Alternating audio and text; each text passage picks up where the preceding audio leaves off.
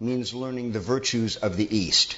The yin virtues of acceptance and surrender and allowance, patience, faith. Those sorts of expansive virtues are what you need when you go to India if you don't want to go crazy.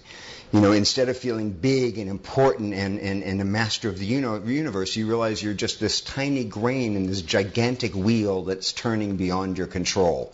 You realize your arrogance and your presumptuousness and the delusion that action gives you of power and being able to constantly affect what's going on around you. In India, nothing you can do makes anything go any faster. And confronted by this loss of power, you go through the stages of grieving that Elizabeth Kubler-Ross talked about around death.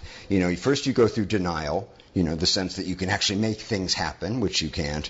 Then you go through anger, the rage of trying to find the head of the department who's going to give you the answer that you want to get what you need done. That doesn't happen.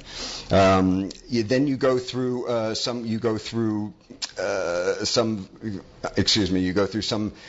version of bargaining. You go through a kind of a depression until finally you come, hopefully, to a sense of acceptance. Because something in you actually is dying. And the thing that's dying is the illusion of being the actor, the doer, the achiever, and the controller.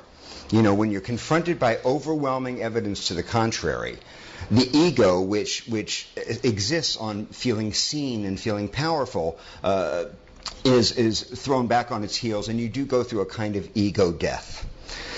Now, for me, though, the best was yet to come in terms of the initiation into idleness and the being all right with not doing. What happened is that we went up to Ladakh, which is the uppermost province in India that used to be a part of Tibet. We took a 36-hour bus ride from Srinagar, which was in Kashmir, which you could get into at that time, all the way up to Leh, which is the capital of Ladakh.